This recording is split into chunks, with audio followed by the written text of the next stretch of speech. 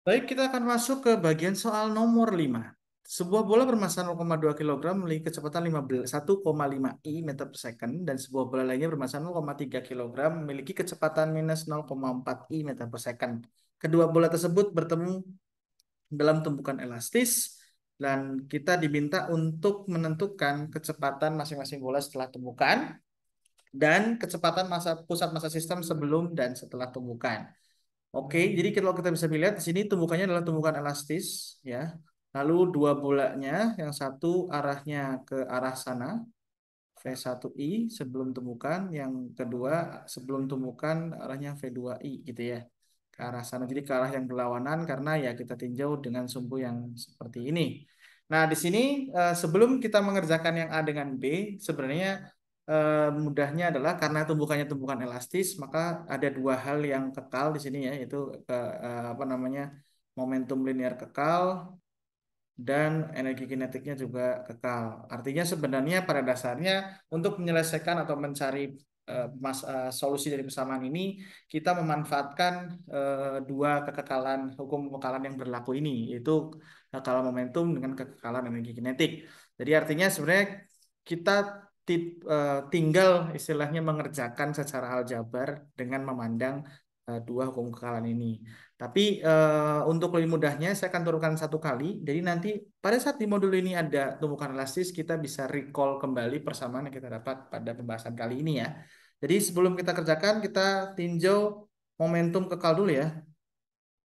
Jadi artinya momentum awal itu akan sama dengan momentum akhir. Atau kita bisa dapatkan persamaannya M1V1I ditambah dengan M2V2I sama dengan M1V1F ditambah dengan M2V2F. Nah, lalu kita juga punya momentum hukum kekekalan energi kinetik kekal ya, atau energi kinetik awal itu sama dengan energi kinetik akhir, atau kita bisa tulis bersamanya setengah M1V1I kuadrat ditambah dengan setengah M2 kali V2I kuadrat sama dengan setengah kali M1V1F kuadrat ditambah setengah kali M2V2F kuadrat. Nah, sekarang kita cek dulu dari persamaan yang momentum, kita bisa kumpulkan yang M1-nya. Kita punya V1I dikurangi dengan V1F akan sama dengan M2 kali V2F dikurangi dengan FV2I ya di sini. Nah, ini kita simpan dulu ya. Lalu kita bisa coret setengah pada persamaan yang energi kinetik ya, karena setengahnya sama-sama ada di sana. Lalu sama langkahnya kita kumpulkan yang M1 juga di sisi sebelah kiri. Jadi V1I kuadrat dikurangi V1F kuadrat sama dengan M2 kali V2F kuadrat dikurangi V2I kuadrat. Nah, lalu kita bisa bongkar dengan aljabar biasa di sini.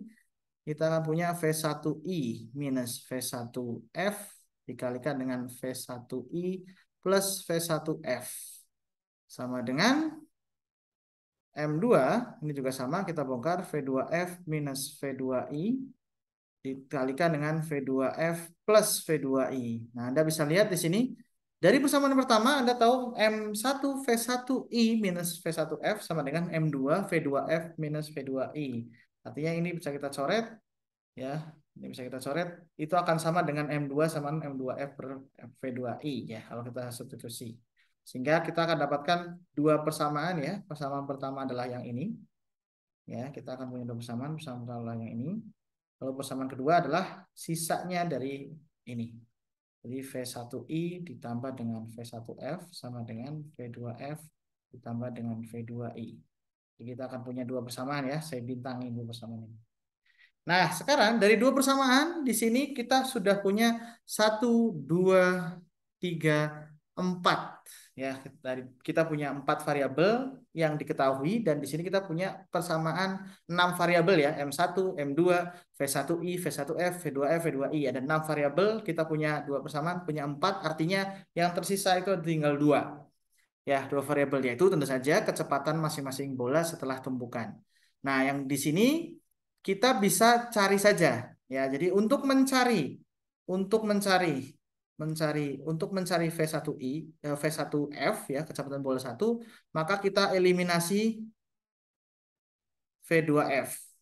Ya, eliminasi V2F ya. Nah, nanti saya kasih di sini bintang 2 ya. Untuk mencari V2F, maka kita eliminasi V1F. Sederhananya seperti itu ya. Sederhananya seperti itu. Jadi kita eliminasi V2F, artinya di sini kan persamaan bintang satu tuh ada V2F. Nah, di sini ada V2F, kita eliminasi. Kalau V1F juga sama. Nah, di sini saya hanya akan bahas satu saja. Ya, kita hanya akan bahas satu saja, yaitu eliminasi V2F untuk mencari V1F. Untuk mencari V2F sama saja, tapi saya akan langsung recalling persamaannya langsung. Jadi kita akan pakai. Ya, jadi Anda turunkan sendiri ininya ya, apa namanya penurunannya. Jadi saya hanya akan bahas yang ini saja.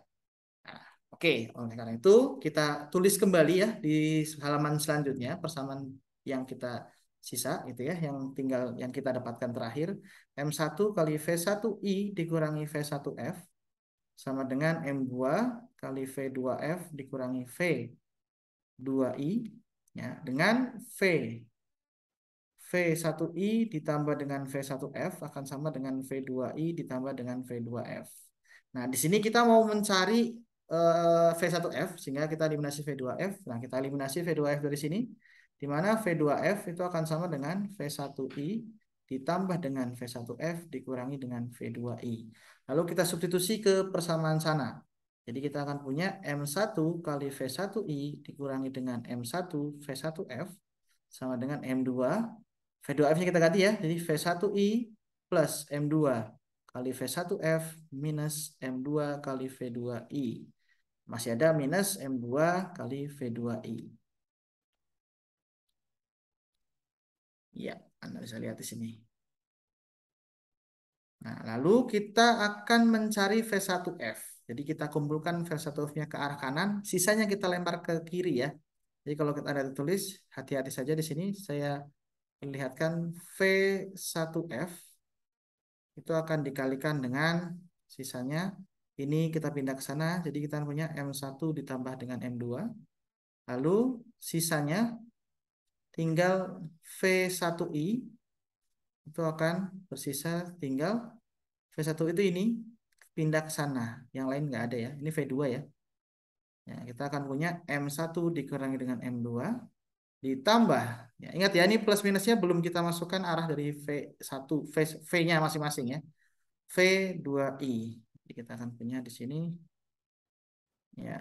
Nah, di sini kita punya 2M2. Ya, Anda bisa lihat ini kan sama ya, ada 2 ya. Sehingga kita punya V1F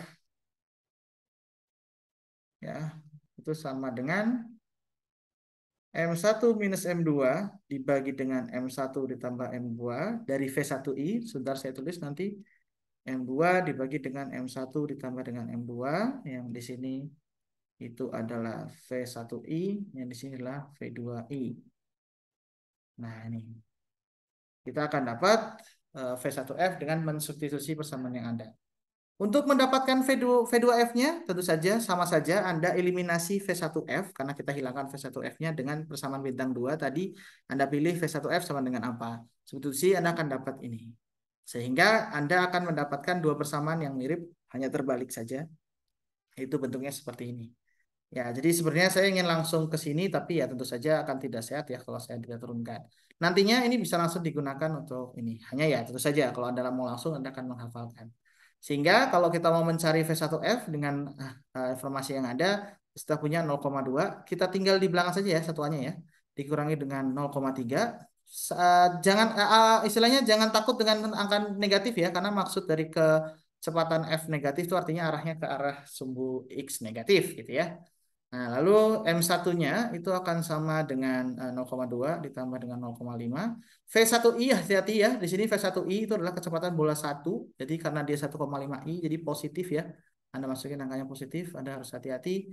Ditambah dengan 2 kali M2 0,3 dibagi dengan M1-nya 0,2 tambah 0,3 ya. Saya keliru di sini. 0,3. Nah, jadi di sini minus 0,4. Nah, satuannya adalah meter per second. Jadi Anda bisa hitung, nah satuannya adalah meter per second. Ya, begitu pula untuk jawaban yang V2 ya. Di sini berarti 2 dikali 0,2 dibagi 0,2 ditambah 0,3. V1-nya adalah 1,5 ditambah dengan 0,2 dikurangi 0,3 dibagi dengan 0,2 ditambah 0,3 dikalikan minus 0,4. Nah, satuannya semua dalam meter per second. Dan ini Anda bisa dapatkan berapa meter per second.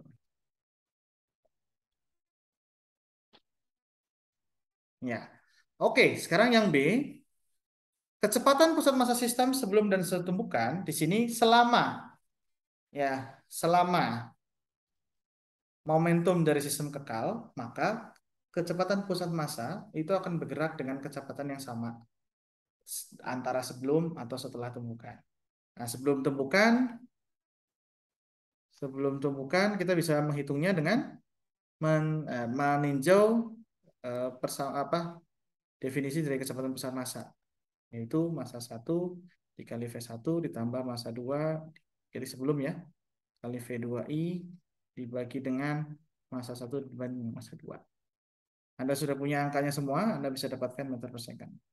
Nah, tentu saja V pusat massa sebelum tumbukan itu semestinya sama dengan pusat massa setelah tumbukan. Karena kalau tidak, ya artinya ada sesuatu yang hilang atau ada gaya eksternal yang menyebabkan percepatan pusat massa sehingga kecepatan pusat massanya berubah. Di sini tumbukannya elastik, tidak ada gaya luar. Ya, jadi berikut pembahasan untuk nomor 5.